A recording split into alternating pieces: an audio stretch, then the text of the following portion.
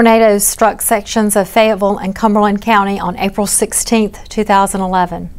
Recovery will take months as those affected by the tornadoes repair and rebuild. Brenda Jackson and Richard Everett from the Cumberland County Department of Social Services tell us how our community is responding to the ongoing needs resulting from the storm. Well, the emergency management plan has a donated goods and unmet needs procedure as part of the county's emergency management plan. And so after the April 16th tornadoes, that plan was then activated.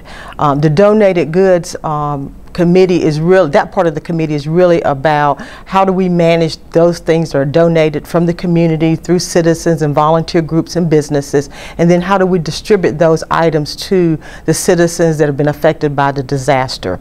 And so in the county's emergency management plan, we were able to pull together a group of core agencies, one being the Department of Social Services, Salvation Army, Fayetteville Urban Ministries, Red Cross, and United Way, along with the County Emergency Management Department. And we had an initial meeting just to look at how do we manage these goods. We got an awful lot of phone calls from the great citizens in this community who really wanted to help those citizens that were affected.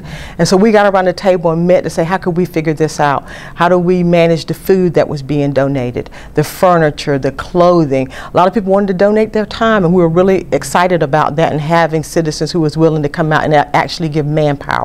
How do we manage the money that people wanted to contribute? Some people couldn't go out and actually physically help, but there was an awful lot of people who wanted to provide financial contributions.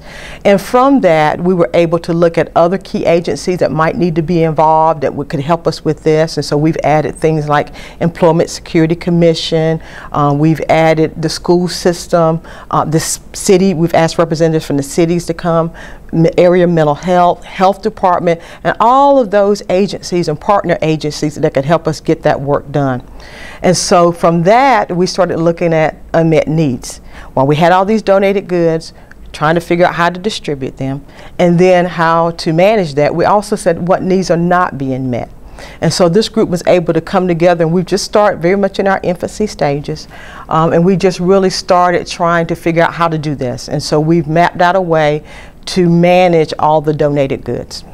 Cumberland County does not experience a lot of disasters, and so some of this is new for us. And so we've been working with their services to look at how can we morph this donated goods unmet needs to something that really looks at long-range needs. We know what the immediate is, but now we're in the recovery phase. And so now we've changed the title to be called the Long-Range Recovery Committee.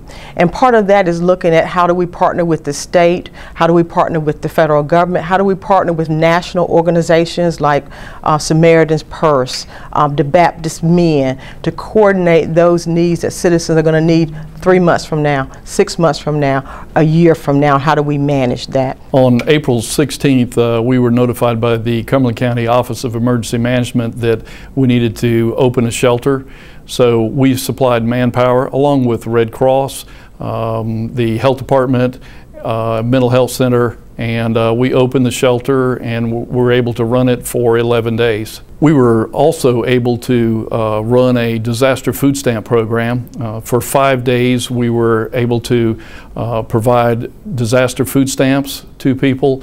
Disaster food stamps is a relaxed or a less stringent eligibility requirement for people to receive food stamps. It's designed specifically for disasters, and it's specifically designed to replace food that was lost as a result of the storm on April 16th. We saw 5,824 people during a 5-day period of time. We opened for business at 7:30 in the morning, and we ran until 5 p.m. for 5 days straight. So that was Friday, Saturday, Sunday, Monday, and Tuesday. We were able to provide $1.9 million worth of food stamps to people to replace the food that they lost during the storm. We found that a lot of people were able to receive food assistance. The community donated a lot of clothing to the point to where we really had probably more clothing than what was needed.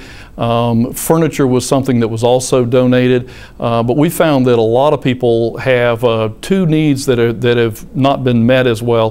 One is finding enough affordable rental housing.